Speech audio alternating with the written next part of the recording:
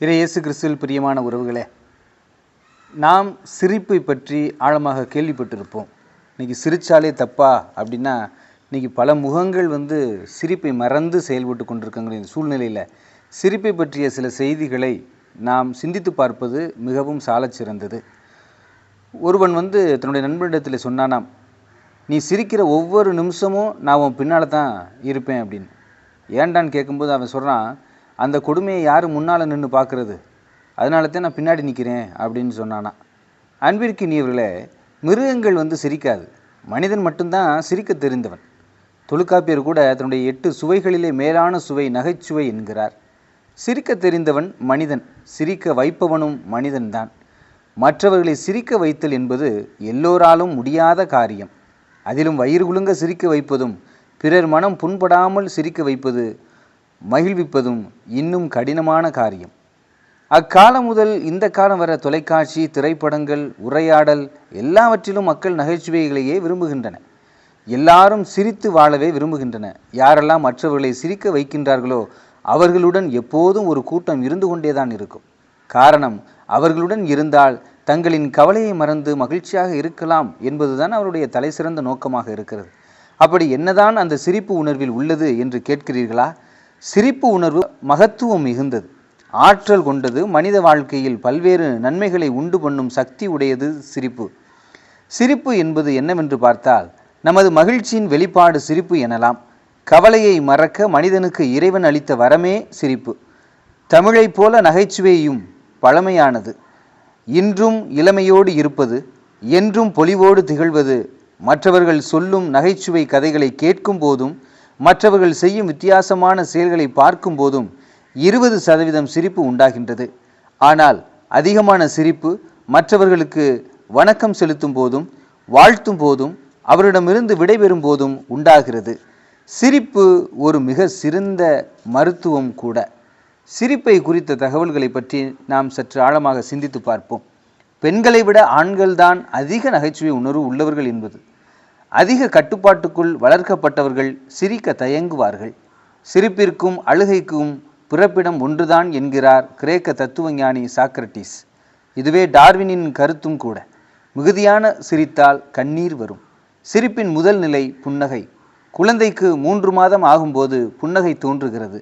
4 மாதங்கள் நிறைவுற்ற பிறகே சிரிப்பு பிறக்கிறது. குழந்தைகள் ஒரு நாளைக்கு 400 முறை சிரிக்கின்றன. இளைஞர்கள் 15 முறை சிரிக்கின்றன என்பது ஒரு ஆய்வு. ஒரு மனிதன் ஒரு நாளைக்கு குறைந்தபட்சம் 17 முறையாவது சிரிக்க வேண்டுமாம். சிரிப்பவர்களை 4 நிலைகளில் வகைப்படுத்துகிறார்கள். 1. உடன் சிரிப்பவர்கள், சிரிப்பு தகவல்களை கேட்டவுடன் சிரிப்பவர்கள். 2. புரியாமல் சிரிப்பவர்கள், சுற்றிலும் இருப்பவர்களை பார்த்து சிரிப்பவர்கள். 3. கேட்டு சிரிப்பவர்கள், பிறரிடம் கேட்டு தெரிந்து புரிந்து சிரிப்பவர்கள். 4. கேட்டவுடன் சிரிக்காமல் இருந்துவிட்டு தனியாக இருக்கும்போது திடீரென சிரிப்பவர்கள். சிரிப்பு உறவை வளர்க்கும். அவன் எப்பொழுதும் புன்னகை தழுவும் முகத்துடன் இருப்பான், சிரித்த முகத்துடன் இருப்பான் என்று சிரிப்பு உணர்வை கொண்டே மனிதர்களை மதிப்பிடுகிறோம். அவனா சிடுமுஞ்சிக்காரன், எப்போதும் கடுகடுன்னு தான் இருப்பான், காசு கொடுத்தா கூட சிரிக்க மாட்டான் என்பது எதேச்சையாக சொல் வழக்கு. சிரித்த முகத்துடன் இருப்பவனை எல்லாரும் விரும்புகிறாங்க, ஆனால் சிடுமுஞ்சிக்காரனை யாரும் விரும்ப மாட்டார்கள்.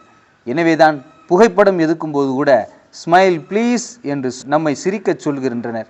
காரணம், அதுவே எல்லாரும் விரும்பும் முகம். எனவே சிரிப்பு என்பது உறவுகளை ஏற்படுத்தும் ஆற்றல் உடையது எனலாம். இதனைத்தான் விக்டர் போர்ஜி எனும் அறிஞர் சிரிப்பு என்பது இருவருக்கிடையேயுள்ள இடைவெளியை குறைப்பது என்கிறார்.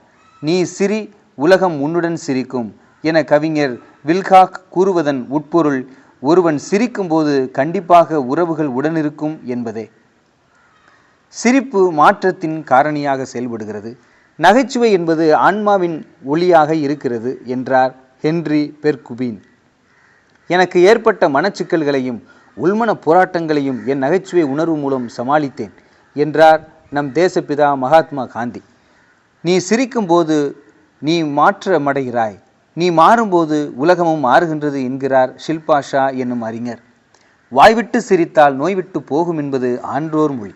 சிரிப்பே மிகுந்த சிறந்த மருந்து. வயிறு குலுங்க சிரிப்பவர்கள் பிராண வாயுவை அதிகமாக உட்கொள்கின்றனர்.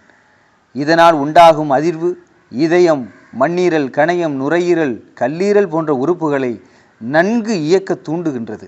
உணவு நன்கு செரித்து மலச்சிக்கல் தடுக்கப்படுகிறது. இதே நிலை தொடர்ந்தால் உடலில் தேங்கும் கரியமில வாயு உடனுக்குடன் நீக்கப்பட்டு உடல் புத்துணர்வுடன் செயல்படுகிறது. நோய் எதிர்ப்பு சக்தி உண்டாகும். உடலுக்கு நல்ல உடற்பயிற்சியாக அமைந்து உடற் சக்தியை அதிகரித்து குருதி ஓட்டத்தை விரைவுபடுத்தி மன அழுத்தத்தையும் இரத்த அழுத்தத்தையும் குறைக்கின்றது. முடிவாக பார்த்தோம் என்றால், புன்னகைக்காத நாட்கள் எல்லாம் பூமியில் நமக்கு வீணான நாட்கள் என்னும் சார்லி சாப்ளின் கூற்றை உணர்ந்து கொள்வோம். சிரித்த முகத்துடன் இருப்பவர்களுக்கு சமூக அங்கீகாரம் கிடைக்கும். மகிழ்ச்சியுடன் மருந்து இல்லாமலும் மருத்துவ செலவு இல்லாமலும் வாழ சிரித்து வாழ்வோம், பிறரை சிரிக்க வைத்து வாழ்வோம். எனவே அன்பிற்கு இனியவர்களே, சிரிப்பை மறக்க நாம் சிரிப்பு இல்லாதவர்களாகவும் சிரிப்பை மறந்தவர்களாகவும் ஒரு விலங்கினமாக இருக்காமல் மனிதர்களாக, 6 அறிவு கொண்ட மனிதர்களாக நாம் வாழ்ந்து நாமும் சிரிப்போம், பிறரையும் சிரிக்க வைப்போம். இதுதான் நம்முடைய வாழ்க்கை என்பதை உணர்ந்து மகிழ்ச்சியாக வாழ்வோம். மகிழ்ச்சியாக வாழ்வதற்காகத்தான் பிறந்தோம். 1 தெசலோனிக்கர் 5:16, 17, 18 இவ்வாறாக கூறப்படுகிறது, எப்பொழுதும் மகிழ்ச்சியாக இருங்கள் என்று. நாம் எப்பொழுதும் மகிழ்ச்சியாக இருந்தால்தான் இடைவிடாமல் வேண்ட முடியும், எல்லா சூழ்நிலையிலும் நன்றி கூற முடியும். நாம் எப்பொழுதும் மகிழ்ச்சி இல்லாமல் இருந்தால் நாம் வேண்டுவது வீண், நாம் நன்றி கூட கூற முடியாத நிலையில் தள்ளப்படுவோம். எனவே நாம் எப்பொழுதும் மகிழ்ச்சியாக இருக்க முன் செல்வோம். ஆமென்.